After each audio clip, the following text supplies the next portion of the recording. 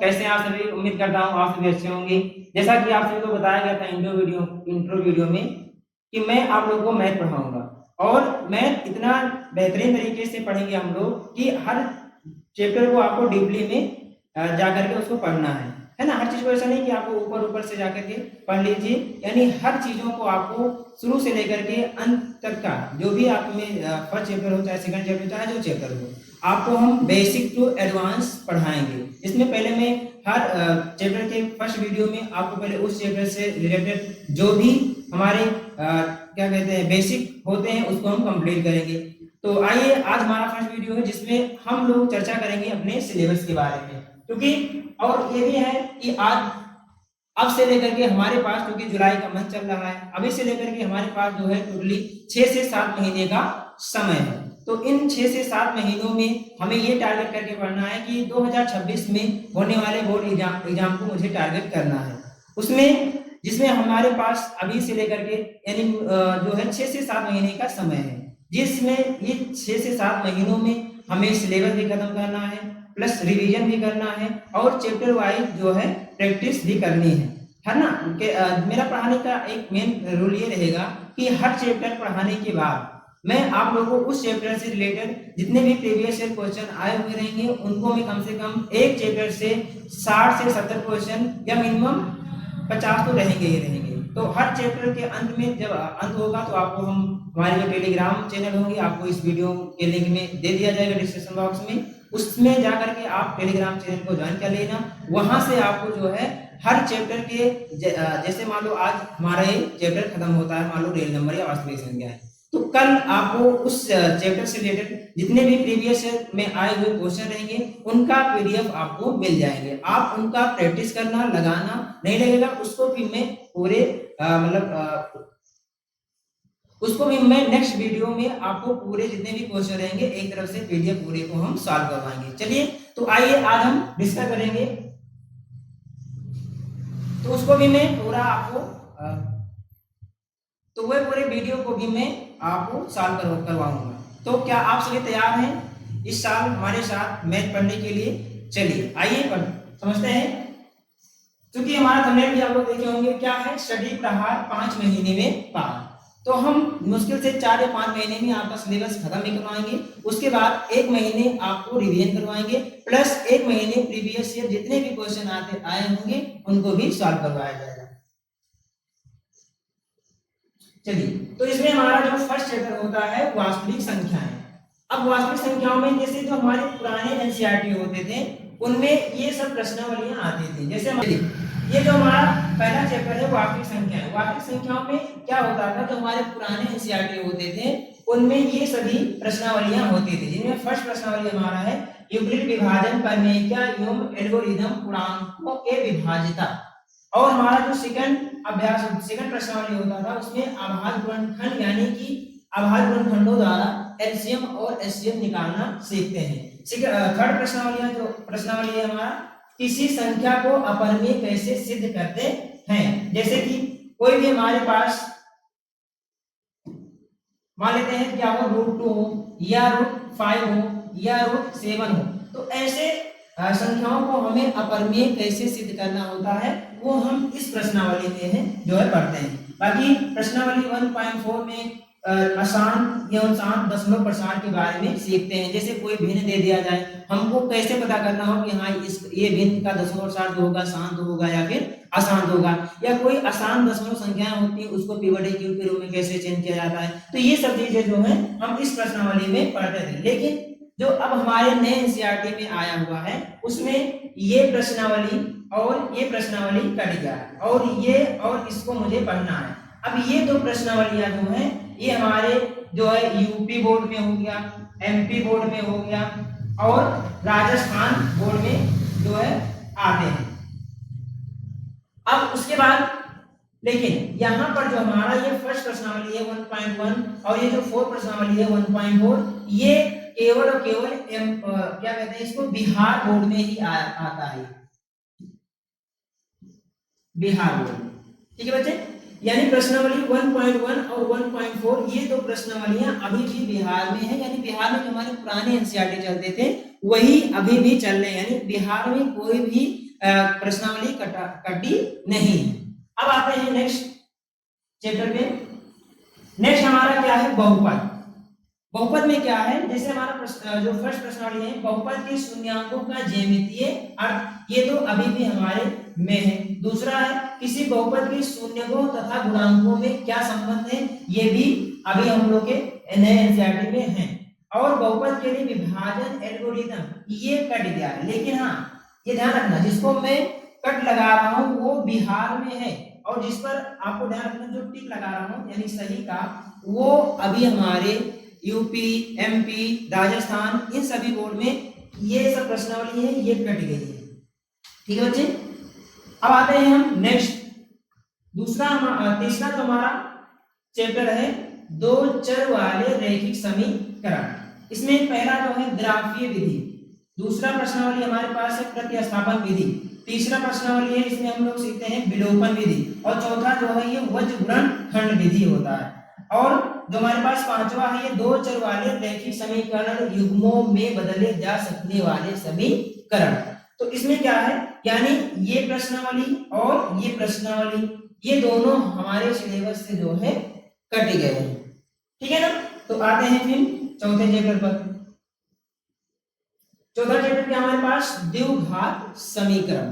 द्विघात समीकरण में क्या है, पहला जो हमारा फर्स्ट प्रश्नावली है, द्विघात समीकरण का परिचय, ये भी अभी सिलेबस में अपने है। गुणनखंड विधि, ये भी अपने सिलेबस में है। पूर्ण वर्ग विधि से क्या करते हैं, समीकरणों को कैसे सॉल्व किया जाता है, यानी पूर्ण वर्ग बनाकर या सीधा 400 द्वारा, ये जो है कट गया है। चौथा 4.4 मूलों की प्रकृति, अभी भी मूलों की प्रकृति हम लोगों के सिलेबस में है, पूछा भी जाता है। तो यहाँ पे जो है ये प्रश्नावली कट गई है। आगे आते हैं नेक्स्ट चैप्टर पे। नेक्स्ट हमारा है पांचवा चैप्टर, समांतर श्रेणी। समांतर श्रेणी में क्या है, जो हमारा फर्स्ट अभ्यास है यानी प्रश्नावली 5.1 है, इसमें समांतर श्रेणी का परिचय, ये भी अभी प्रश्नावली हमारे सिलेबस में है। दूसरा प्रश्नावली है 5.2 समांतर श्रेणी का nवां पद, ये भी है, इसमें भी हमें होता है यानी ज्ञान करना होगा कोई भी समांतर श्रेणी उसका nवां पद क्या होगा। और यहाँ तो थोड़ा गड़बड़ी हो गया, इसको ध्यान देना, ये 1.3 की जगह ये हो जाएगा 5.3, इसको कर लेंगे 5.3। ठीक है। और 5.3 भी अभी है, यानी समांतर श्रेणी में यानी जो तीन हैं ये तीनों रहेंगे। उसके बाद नेक्स्ट आते हैं, नेक्स्ट हमारा है जो 6वां चैप्टर, वो है त्रिभुज। इसमें हम क्या पढ़ेंगे, त्रिभुज की समरूपता। त्रिभुज की समरूपता क्या होती है, कौन से त्रिभुज एक दूसरे, मान लो दो त्रिभुज दे दिया जाए, उन दोनों त्रिभुज में क्या कंडीशन होते हैं कि ये दोनों समरूप है या नहीं है। फिर हमारा जो दूसरा अभ्यास है 6.2 थेल्स प्रमेय एवं उनका विलोम। अब 6.2 में हम थेल्स प्रमेय का विलोम सीखेंगे, थेल्स प्रमेय क्या होता है, थेल्स प्रमेय के बारे में भी सीखेंगे। और 6.3 में क्या है, त्रिभुज की समरूपता के लिए क्या कसौटियां हैं, इसको भी सीखेंगे। इसमें 6.4 समरूप त्रिभुजों का क्षेत्रफल कैसे निकालते हैं, इसको नहीं है। और पाइथागोरस प्रमेय उनका विलोम, ये भी इसमें नहीं है। आते हैं नेक्स्ट, चलिए नेक्स्ट चैप्टर हमारा है निर्देशांक ज्यामिति। निर्देशांक ज्यामिति में क्या है, ये दूरी सूत्र पढ़ेंगे हम लोग। 7.2 में विभाजन सूत्र पढ़ा जाएगा, और 7.3 में जो है त्रिभुज का क्षेत्रफल कैसे निकाला जाता है, ये अभी नए एनसीईआरटी में इसको भी हटा दिया गया है। आगे में आते हैं, 8वां क्या है हमारा जो है अभ्यास, त्रिकोणमिति का परिचय, है ना। त्रिकोणमिति के परिचय में क्या है, त्रिकोणमितीय अनुपात के बारे में हम लोग सीखेंगे 8.1 में। 8.2 में हम सीखेंगे कुछ विशिष्ट कोणों के त्रिकोणमितीय अनुपात। 8.3 में पूरक कोणों के त्रिकोणमितीय अनुपात, ये अपने जो है अपने नए एनसीईआरटी के सिलेबस से इसको हटा दिया गया है। 8.4 में त्रिकोणमितीय सरल समीकरण, इसको हम सीखेंगे, ये अभी अपने नए एनसीईआरटी के सिलेबस में है। फिर हमारे पास जो 9वां चैप्टर है त्रिकोणमिति के कुछ अनुप्रयोग, है ना। इसमें केवल एक ही प्रश्नावलियां थी, ये है, ये सिलेबस से नहीं हटाया गया, बस इसमें से दो चार क्वेश्चन थे उसको थोड़ा कम कर दिया गया है, बाकी इसमें मतलब है, इसमें कोई दिक्कत नहीं। फिर आता है हमारा 10वां चैप्टर वृत्त। वृत्त में क्या है, वृत्त में दो अभ्यास है। 10.1 वृत्त की स्पर्श रेखा है, ये भी हम लोग पढ़ेंगे।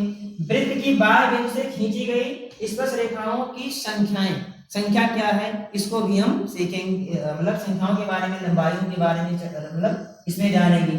और हमारा जो 11वां चैप्टर होता था रचनाएं, क्या होती थी रचनाएं, जो कि हमारे नए एनसीईआरटी से हटा दिया गया है। अब 11वें चैप्टर पे क्या आ गया है हमारा, देखते हैं 11वें चैप्टर पे जो, चलिए रचनाएं, जो हमारे 11वां चैप्टर है वो रचनाएं है, जो कि हमारे सिलेबस से हटा दिया गया है। अब 11वें चैप्टर पर क्या आ गया है, चलिए जानते हैं।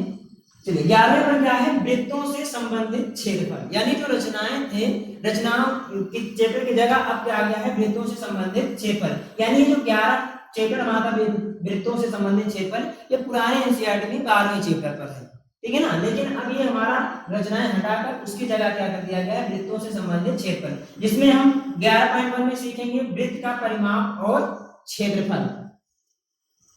और फिर क्या है, त्रिज्या खंड और वृत्त खंड के क्षेत्रफल, ये भी हमारे सिलेबस में है। इसमें क्या है, ये समतल आकृतियों के संयोजन के क्षेत्रफल, इसके बारे में मुझे नहीं पढ़ना है, यानी ये सिलेबस से हमारे नए एनसीईआरटी के सिलेबस से हटा दिया गया। लेकिन हाँ ये भी ध्यान रखना, ये जितने भी हटाए गए हैं अभी भी बिहार बोर्ड में सारी प्रश्नावलियां हैं, जो हमारे पुराने एनसीईआरटी थे सभी बिहार में हैं।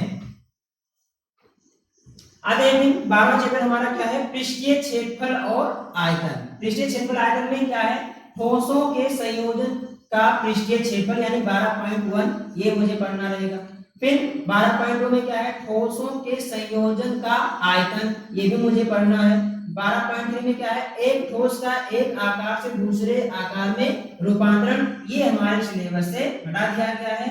और शंकु का चिन्ह, यानी कि 12.4 ये भी हमारे सिलेबस से हटा दिया गया नई एनसीईआरटी में। आते हैं नेक्स्ट, हमारा क्या है, सांख्यिकी। सांख्यिकी में क्या है, जो 13.1 है वर्गीकृत आंकड़ों का मान, ये भी हमें पढ़ना है। दूसरा है 13.2, इसमें है वर्गीकृत आंकड़ों का बहुलक, ये भी मुझे पढ़ना है।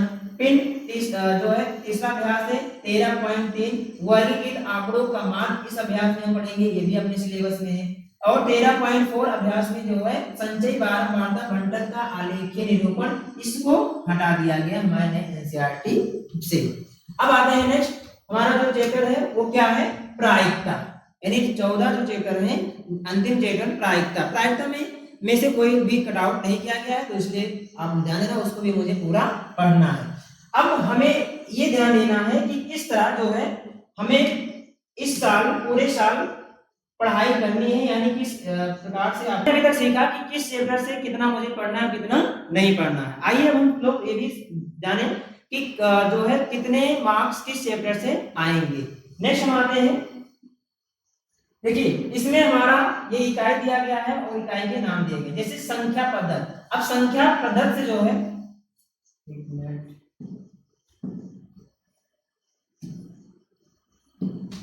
ये संख्या पद्धत से जो है हमारे 5 मार्क्स के पूछे जाते हैं क्वेश्चन, इस केवल एक चैप्टर संख्या पद्धत से।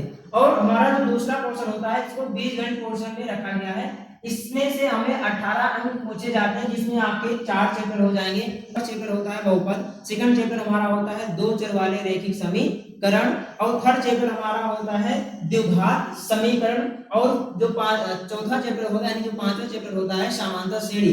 ये चारों चैप्टर बीजगणित पोर्शन से पूछे जाते हैं, यानी इन चारों चैप्टर से हमें टोटल 18 अंक मिलने हैं। तो इन चारों चैप्टर को मुझे बहुत ही ध्यान से पढ़ना, क्योंकि इसी में सबसे ज्यादा वेटेज है मार्क्स का। आगे आते हैं, फिर हमारा थर्ड जो है क्वेश्चन ये निर्देशांक ज्यामिति, इसमें भी केवल एक ही चैप्टर है, जिसमें से आपको 5 मार्क्स मिलेंगे। ज्यामिति में आपको क्या है, जैसे त्रिभुज पढ़ना है, वृत्त पढ़ना है ना, इसमें से आपको क्या करना है, 10 अंक ज्यामिति पोर्शन से हमको मिलेगा। और त्रिकोणमिति में 2 चैप्टर होते हैं, जैसे त्रिकोणमिति क्या है, त्रिकोणमिति के परिचय, ये 2 चैप्टर से आपको 12 मार्क्स मिलने हैं। और पोर्शन है मेंसुरेशन से आपको 10 मार्क्स मिलेंगे। और सांख्यिकी तथा प्रायिकता, यहां से भी आपको 10 अंक मिलेंगे, यानी सांख्यिकी और प्रायिकता इन 2 चैप्टर से आपको 10 अंक मिलेंगे। तो कुल मिलाकर टोटल आपको 70 अंक प्राप्त करने हैं, ठीक है ना। बस बंद कर दें।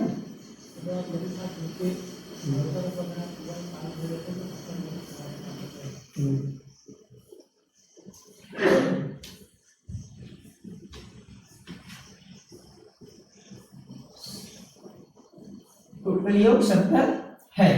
तो आप लोग भरोसा रखिए हमारे पे, यानी पूरे साल आपको इस तरह से पढ़ाई जाएगी एक एक चीजों को कि आप 70 में 70 अंक लाएंगे ही लाएंगे। आइए कुछ स्ट्रेटजी आपको बता दिया जाए किस तरह आपको हमारे साथ पूरे साल पढ़ाई करनी है।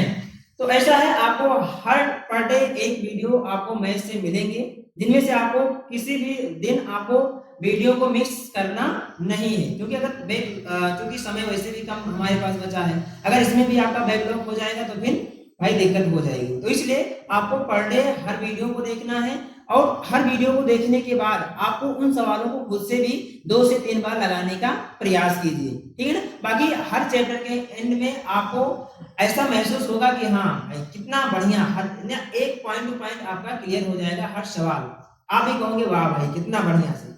उसके बाद आपको चैप्टर के लास्ट में, यानी जब आपका हर चैप्टर फिनिश होगा उसके लास्ट में शुरू में बताया कि आपको क्या करेंगे, प्रीवियस ईयर कम से कम 5 साल प्रीवियस ईयर क्वेश्चन जो उस चैप्टर से पूछे गए हैं, हर चैप्टर वाइज आपको जो है पीडीएफ हम प्रोवाइड करवा देंगे। ठीक है बच्चे, तो मिलते हैं फिर नेक्स्ट वीडियो में, तब के लिए धन्यवाद।